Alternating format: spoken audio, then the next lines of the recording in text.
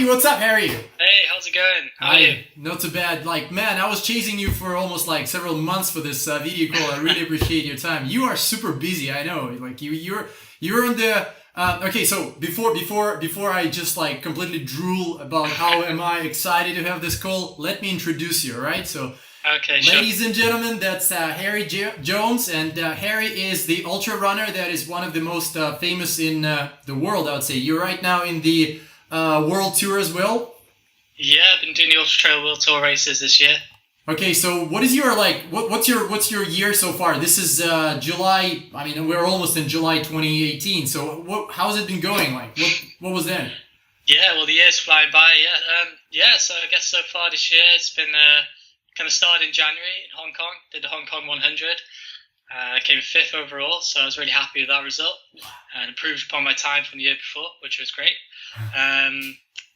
Then I kind of followed that up with some shorter races. I did a race in the Philippines, which was so beautiful, called the Cordillera Mountain Ultra, which I won, so I'm very happy with that. But that was stunning, really beautiful. Did a race in Malaysia, 50 kilometers. And then those were both kind of gearing up towards Ultra Trail Australia, which was at the end of May, I believe, where I came third overall. So that was a fantastic race. Really enjoyed it in the Blue Mountains, just outside Sydney. So yeah, the races have gone well this far. It's been a good year with some good kind of major international competition with those Ultra Trail World Tour races. But then some good smaller races, which are always good fun and a great way to see some beautiful parts of Asia too. All right, and you're still based in Chiang Mai. No plans to relocate elsewhere? Yeah, I mean, Chiang Mai works really well. It's like a training base over the winter months. Yeah. So in the summer, I usually try and get out to Europe. So I'll be going to Europe actually in about 10 days or so. I'll be doing Eiger Ultra Trail in Switzerland. So really excited for that. It's a really tough one, I believe. So it's going to be challenging. And then I'll be at CCC, which is part of the UTMB race series again. But I'll be spending some time in Chamonix to prepare for that. So yeah, it's an exciting summer ahead. This is really exciting. Who are your sponsors? Who help you fly around that much? In terms of flying, a lot of that goes out of my own pocket. But yeah, Compress Sport, a great sponsor, Hoka Onione, and I've got some great nutrition sponsors, Runivore and Unived Nutrition. Also, and like how actually like let me unwind back. Like for many of the guys that will first time see you. How do you actually get into running? What was your like childhood? Were you a runner there? And like, who was your mentor to get into ultra running, into ultra marathons? Like, how did it all happen? So it's been a bit of a kind of typical journey, I guess, for a lot of the top ultra guys. Really fortunate that I started running when I was really young. So I think I was about 12 years old. Just like a lot of people, we had a class cross-country lesson. I hadn't really thought about running before that. I've always been a very active child. One of those kids who just wouldn't be able to sit still for very long. Had a lot of energy. So we had cross-country and in cross-country class and PE. Did pretty well and then kind of just fell in love with the sport from there. So joined the local athletics club, got into middle distance running, and then for many years ran 1,500 meters on track. Wow. Competitively, and kind of built my way up through the ranks over the years. So eventually I got tired of kind of running around in circles. I have a lot of respect for track runners, and I'd love to maybe give it a go again in the future and see what I could do compared to them. But then eventually started doing more and more in the mountains, and then got ultra running. So I didn't really have any particular mentors, but I guess there was definitely runners that inspired me. And around the same kind of time, I thought about the ultra running or heard that it existed. Like a lot of people, I picked up Scott Jurek's book. One of the most popular ultra runners or greatest ultra runners of all time. So I guess people like himself and Rich Roll kind of inspired me to be confident in the vegan diet, which I eat, and then obviously kind of do these crazy distances. Right, this is really cool story. And like when you said vegan, like you're known across the world for your particularly strict vegan diet, and like you're achieving such a great performance. And how did you, like, before we go into the details of your nutrition, which I'll definitely go into, but like, what was your decision to become a vegan? What was the story of that? Yeah, it was kind of a gradual process for myself, really. My girlfriend, when we first met, she was vegetarian. So over time, I gradually became vegetarian, I guess, and naturally started gravitating towards that. As an athlete at the time as well, it was always on my mind. Oh, you need to have your protein, you need to have your meat to be strong and to be fast and all this stuff. So that was always in my mind. But then as soon as I made the switch to vegetarianism, I realized that I felt fine and felt good and it wasn't a problem at all to kind of cut that or eliminate that from my diet. And then veganism, I guess, again, that was just like a gradual progression over time. The ethical part was definitely on my mind. That was a big switch when it came to vegetarianism as well. I felt like it was unnecessary for myself to eat animals and to cause animals harm. So when I kind of started making the connection there again with dairy and milk and eggs and those kind of parts of the diet as well, I realized that I just didn't need them. And when I made the switch, I actually felt better for it. Again, I felt faster, stronger, lighter, and it only improved performance. So I never looked back. Well, then, I mean, if you measure that and this is significant improvement, I mean, I will definitely recommend everybody to review this video at least a couple of times a year and reconsider what they're doing in their diet. This is really cool. I mean, your performance has been just like, wow, and a stellar inspiration for a lot of runners in here. So, speaking of performance, like, how do you actually prepare for the races? What's your like average weekly? What's your nutrition within that week? So what do you do like in between the big, I guess, like B events and like preparing for an A event? What do you do? What's the training plan? What's the nutrition plan in between the races? Yeah, so in terms of the training itself, obviously, running a lot. It really depends on the race that I have kind of coming up or is the focus ahead. So with these ultra races, that requires a lot of running volume. It really depends on the race though itself. So if it's a steep race with a lot of climbing, obviously vertical is very much present then within the training week. So I'm very fortunate where I am in Chiang Mai. We've got mountains just on the doorstep, which are fantastic for getting that vertical in. Also making sure there's some key sessions in the week where I'm kind of challenging a VO2 max or threshold work, just to try and develop that fitness as much as possible. But yeah, in terms of nutrition, I'm always pretty, like most people, I have a routine that works well for me. Typically I start the day with my training first thing in the morning. So I'll just get up, have some water. If I need something, maybe I'll have a banana or just something very small, maybe a Runnerville bar, before I get out the door. So just really simple foods there, a little bit of light fruit, maybe just get going. Then after my training, then I'll typically have a lot of fruit. So I'll have pineapple, which is really great for kind of reducing inflammation, really sweet and very hydrating at the same time. Right. Or maybe I'll have something like some watermelon or papaya. Being in Thailand, I'm very lucky that there's incredible fruits around, but these are all things I guess you can get anywhere around the world these days. So fruit is something I always eat at the start of the day, no matter where I am in the world.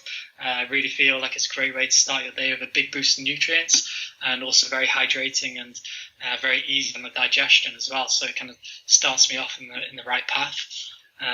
Following that, maybe then I'll have a bowl of oats. I really love oatmeal with a plant-based milk in there, maybe some nut butter as well, so maybe something like almond butter or peanut butter. I really enjoy that. Maybe some banana sliced into there as well. That's a really good filling meal. And then the rest of the day then is kind of complemented with a lot of veggies, some salad, rice, carbohydrates, and some good plant-based foods all around. Awesome. So how about the drinks? You like when you're training, what are the kind of like hydration things that you prefer? You take with your border walls, I guess, like your flask with you. And throughout the day, is it like tea, coffee? What are you up to? Yeah, so typically, when I'm training, I'll drink either straight water or one of my sponsors, Unived, have some fantastic electrolyte mixes. So when you're in the heat and the humidity, like it is in Asia, and I know you know that, you have to really keep on top of that stuff. So it's great to get some extra calories in for those longer training runs, but also keeping on top of those electrolytes so hydration actually works. So typically when I'm training, water or a bit of electrolyte mix there. And then throughout the rest of the day, I usually drink just straight water. When I was a kid, I always used to have kind of fruit juice and stuff. But as you get older, I don't know, I just love the taste of water now. So yeah, straight water. Maybe occasionally I'll have something like a green tea. or some fruit teas or anything like that. Coconut water is a fantastic one as well, and yeah, so fresh coconuts, I can't get enough of those. Awesome. And when you travel, you've mentioned all these cities that you travel to. So how do you stay safe, like to make sure that you get into your groove before the race? You're not getting irritated by the foreign cuisines and everything. So what do you prefer when you're traveling? How you think about nutrition when you're not in town? Yeah, so it's really pretty simple. A lot of people think veganism is really complicated, and it's the exact opposite. It can be as simple as anything, you know. So effectively, you know, when you switch to veganism, I didn't think about it as a sense of what can't I eat. Now I thought about all the incredible foods that I can eat. You know, if you think about meat, dairy, and eggs, it's a very small part of foods that are available in the world. So I never find it too restricting. If I'm traveling, usually I'll use an app or a website called Happy Cow, which is a great way to find vegetarian or vegan restaurants wherever you are in the world. And there's always some fantastic options now. If you're in a city where there isn't any options like that, typically there's some restaurants either on the app, or you'll find the restaurant easy enough that'll cook you some vegetables and some potatoes or rice or spaghetti or what have you, you know. So it's never too complicated. It's a lot easier than people imagine. But also, I also travel with some simple foods which aren't too heavy. Like I said, oats are really easy to travel with, and you can, if you haven't got anything to cook them with in your hotel room, you can always just soak them overnight in the tub or something, and then have some. You can always buy fruit. You know, you can always buy the essentials which are going to keep you healthy. So it's really simple, and once you realize the foods that you like and you enjoy, it's not complicated at all. Well, and we see the results. Obviously, that works, right? Yeah. So when do you taper, like compared to the regular kind of like in between races cycle? What's the change into nutrition? I guess like there should be some cut down, or like what it looks like for you. Typically, I don't really change much at all. You know, when you're training hard, I always. Basically, I feel like I found the routine that works really well for my body. My body manages really well. But yeah, when I'm tapering, sure, you know, the volume of my training is reduced. But I don't typically focus on reducing my calories or anything like that. I don't typically count my calories. I just kind of keep the same meals, the same routine I'm always doing, and the body is obviously in perhaps more of a process of growth and, you know, recovery and rebuilding there. So it does need those nutrients as much as ever during that taper phase. And then rather than specifically loading up for a race, because of the reduced workload, you're already probably, you know, getting a slight bit more energy storage than you would typically if you're training harder. So typically I don't change things up too much. I keep things pretty much the same. Maybe if I do feel a little bit more fuller within a meal, then I won't force it down so much. I just kind of listen to the body, and I think that's a really important thing that a lot of people ignore sometimes. Yeah, that's truly intuitive. I really like it. Yeah. Mind my asking, what's the BFI right now? I mean, you should be negative. The BFI? Yeah. I don't know, to be honest. I don't know. It's probably just the camera or the lighting that's complementing it. Yeah, but like on the BMI, are you like when you're in the kind of weight race, what is it like? Is it like 18-ish, 19-ish? I imagine it is. I never really calculate or think about it too much. My weight is always pretty stable around kind of 63, 64 kilos. So it's I don't think it changes too much for myself, really. If you tell me how tall are you, I'll tell you your BMI. About 172 centimeters. Oh wow, you're lean. Like You're super lean. Yeah, that's really healthy. Okay, so how about like the cheat meals? I mean, you should sometimes treat yourself with something. What is this something for you? I mean, what is your definition of a cheat meal? Yeah, so I don't really have a definition of a cheat meal, I guess. I do definitely treat myself when I want to. But with eating plant-based and vegan, foods are typically a lot healthier anyway, a lot lower in fat, and obviously no cholesterol or any bad stuff like that. So sure, I'll have like a vegan brownie or a vegan cookie or cake or something like that, without a doubt, from time to time. I don't ever feel like it's cheating either. You know, I spend 90% of my time eating really healthily, and it's not anything I force. It's something that I really enjoy, and I feel like that's the biggest part about it. As long as you're giving yourself giving your body some incredible nutrients and minerals daily and eating really healthy, those are the foods that you typically crave. So quite often, I don't get cravings for anything unhealthy. If I'm craving something, maybe it's a banana smoothie or Yeah. or something like this. And when you as well, when you learn different kind of ways of thinking about food, one of the best things I could ever recommend to any athlete, especially, or maybe an athlete that's looking to go vegan, is there's so many vegan versions of anything, and even like ice cream. A lot of athletes will maybe pig out on ice cream or something. Instead, just freeze some bananas and then blend them up, and you've got banana ice cream, and it just tastes incredible, and it's super healthy. Low fat or no fat, I guess, and going to be great energy for you. So it's I never really feel like I'm cheating, because I'm quite happy to divulge in whatever, because I feel like it's 90% of the time what you do is the results you get. So yeah, that keeps you happy. I mean, like this sounds like a solid story. To me, there's like only two more questions that I want to ask. But to me, this is already an eye-opening. The question number one is the like pre-race morning. So what's the routine, and like specifically between like 4 hours to start, 3 hours to start? What do you do? Yeah. What do you eat? And the second one would be the in-race nutrition. So once you started, say for 100K or maybe a Mara, like a trail run. So what do you do before the start, on the start line, and then right in between the start and finish? So what's happening there? Sure. Yeah, so heading, the morning of the race, I typically try and get up at least 3 hours before the race. So sometimes, races start really early, so you find yourself setting your alarm with maybe only a few hours of sleep before the race, or before you're planning to get up. Yeah. Typically I try and get up at least 3 hours before the race.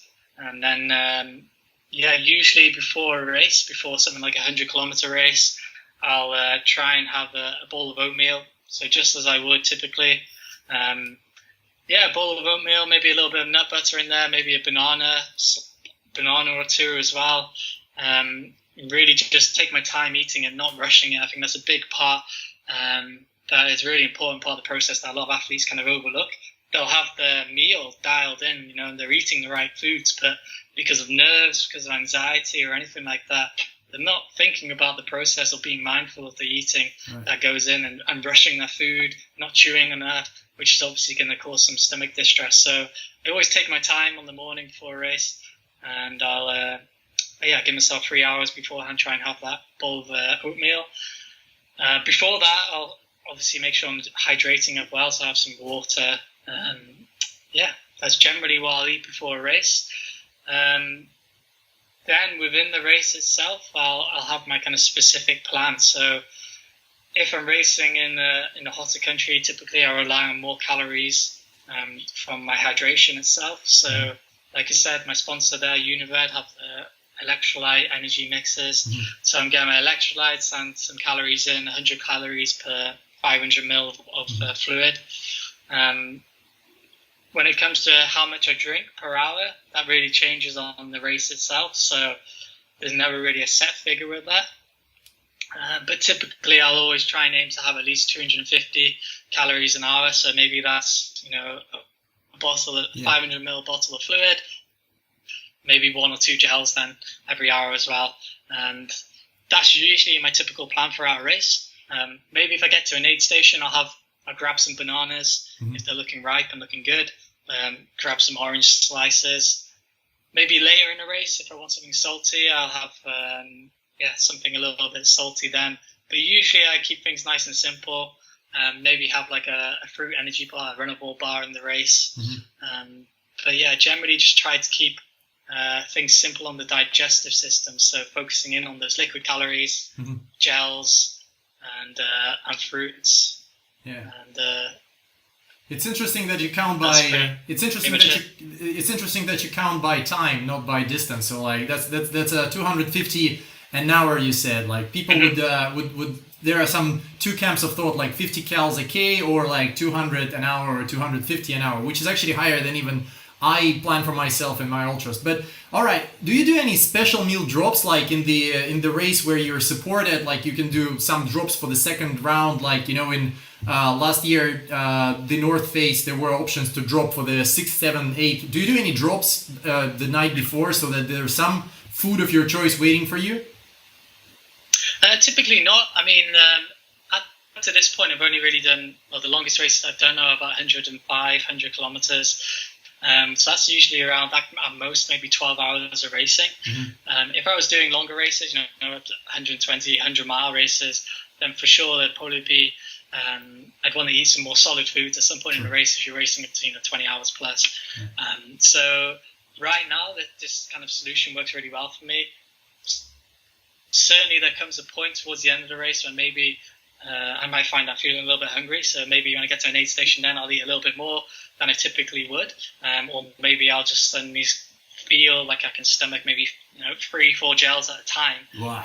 I get it. And build up some sort of deficit.